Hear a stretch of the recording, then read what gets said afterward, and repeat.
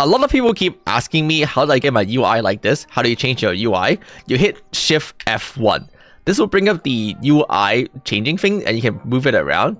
Style 2 is the double stack styles and you have to hit reset instead of confirm to actually apply it. So you hit style 2, hit reset, and then you hit confirm and it'll bring it to here. Personally, I also moved the buttons a little bit. I like to have my QESS in the middle of the screen so that I can see them easier because these are low cooldown iframe that I need to know when they're up. So I just put them here instead and it's a lot easier to see. Real quick, I just want to let everyone know that I do stream Play and Soul regularly on Twitch, so be sure to follow over there. And of course, if you enjoy these kind of videos, subscribe and let me know what you would like to see in the future. Let's go through some essential settings that you should probably know about. The first one is going to be Control F. When you hit Control F, you can hide everyone automatically. Very, very useful when you're coming into town, doing a boss fight, and then when you go into a dungeon, you want to see people again. You don't have to open your settings menu again because it takes forever to open. Just hit Control F if you want to see people, hit it again if you want to see silhouette, hit it again if you don't want to see anything. And you can see this also turn off their sound animation and stuff, so it's not going to bother you. And you're like, oh, actually, I want to see my friends, I want to see my animations. Control F again, and you can see them again. Very easy to do. Next up, a lot of people don't know about this, but you can lock your skills in your skill tome. And what does that mean by locking is that it'll disable these skills. So right now I have Sunder on my RMB, and if I lock the skills, you can see that it completely disappeared and you can't use it anymore. And now you're like, why do I want to disable my skills? Because there are certain skills that you don't want to accidentally press. For example, you can see I have Storm disabled. This is a really, really good one to disable on like Blade Dancers, because if the enemy is knocked down for some reason, my F key will take this as priority, but I don't want to use the skills ever. I want to be doing my damage skills, which is going to be on my Lightning Flash, is also on F. So if I'm trying to click this button and the enemy is knocked down, you'll see that my button is going to change to Storm, and that's really, really annoying. So because of that, I have disabled it, so it doesn't ever appear. Another thing you should really disable is going to be your launchers. So every single class have one of these skills, which is launch the target into the air, and you need to be disabling this so that when the enemy is accidentally stunned or dazed during a CC, you don't accidentally launch the enemy up in the air.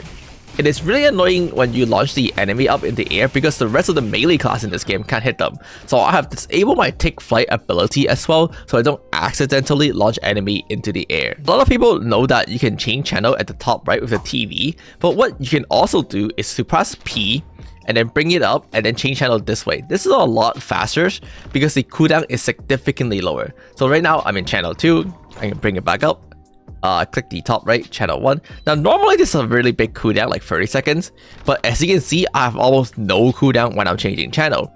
If you try to spam into the channel, you can also use this menu right here. So if you press escape, there's a change or select channel at the bottom, and this brings up this menu, and so you can spam, right? If the channel is full and you're trying to get it, you can spam, and it's a lot easier. Oh, I just lost like a bajillion coppers for changing channel. Let's talk about your key binding a little bit. Now, obviously, key binding is preference. Personally, I changed up the skills used a little bit. You can change them right here.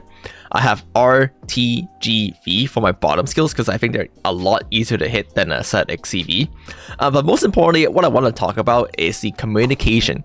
If you don't know how to use this, basically, if you go ahead and like have a target on you and you hit Control 1, you can have a countdown timer appear on the enemy. And this is really useful if you're in a party and you want to go in together. You can also do like Control 2 to put a triangle, Control 3 to put a square, Control 4 to put a skull, and stuff like that. Or you can just hover over them and right click.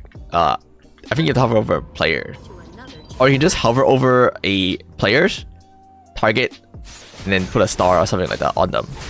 Now in the same menu, you can actually change something to the auto text. So for example, you can click on the album and you change this function from putting an album on to auto text, and then you can type something in that will automatically send it out when you click it. So you can do something like buff is ready if you're playing a Sin class or a KFM where you have like a blue buff class, and you just do this, and then every time you click this button, it will say buff is ready so that your party will easily know. Let's go through some other essential settings that you should be turning on. Starting off with repeated action on keyhole. This allows you to just hold down a key and you cast a spell multiple times. Now, if you're like, oh, I know that about the game already. The thing is, you can hold down a key that don't exist. So I can here hold down my F key, and then I can left click, and every time my F key come up immediately, it's gonna go off immediately. So I can hold down my F key and just left click, left click, left click, left click, left click. And this makes animation cancelling significantly easier. Interface, show low-level quests on minimap. If you're not seeing some older quests when you're trying to go back, that would be the reason. It's because you don't have this enabled. The rest of these, a lot of these are preference, but I would also consider turning display the trade info item on. What this allows you to do is that there's going to be a little icon at your item that tell you if they're account bound, which are the people icon, or you can trade these onto the market or send it over to your other characters, which are the trading symbol here. Very, very useful to instantly know like what item you can trade, what item you can send to your alts, and what item are untradeable. Finally coming down, of course, we have show server delay period to show your ping at the top left. This is one of the things a lot of people ask me about. And most importantly, auto skip dungeon cutscene. If you're farming the same dungeon over and over, you don't want to have to skip the cutscene every time. So you can turn this on to easily skip over those dungeon cutscene. Let's talk about chat setting real quick at the bottom left. Here you can have different tabs and you can make a new one, which I usually recommend to just have like your own preference. But specifically the one I want to talk about is combat. Here by default, it's going to have other people attack and damage, and it's going to like cluster your combat log really high. So I'll recommend turning all of these off and just having your own damage on. This is really, really useful if you want to like calculate your own damage or test out if your animation canceling properly. You can look at the combat log to make sure and stuff like that. Okay, coming back to the settings menu, moving on to combat. A lot of preference here, but specifically I would recommend turning off your party member combat status. Just really annoying to see, but obviously you leave the boss attack range on. I don't know why you ever want to turn this off unless you're playing hard mode. Also turn on the boss enrage timer. So later on bosses is going to have a berserk timer and you have to beat them under a certain amount of time, and this allows you to see them always. If you don't have it on, it will only show it to you when you're like low on time already, so you want to have this on always. Targeting, pretty preference, but definitely prioritize debuff target. Maybe even turn this up to 3 if you're doing like really, really hard to control target and stuff like that. I think most of other these are preference, community, screenshot, hot information. For hot information, I have everything on just because I like to see like how much prestige point and battle point I have in the bottom left. And advanced visual effect, I actually recommend turning name display off. It's so annoying. This thing is so gigantic, so I just end up turning it off for everyone, including myself. I guess you can turn it on for yourself to see where you are if you have a display plate, but I would definitely turn it off for other people. Can you guys please make this not as ugly so we can turn it on? That's actually cool. Otherwise I have everything else to mine only, just so I can avoid visual colors. Same go with graphics. The most important ones coming to graphics is that you want to disable other people effects. So I highly recommend turning this off, and then the rest are pretty much preference. Something to note is that for some weird reason, there are actually more settings after this, and they're hidden and they're only applied to all.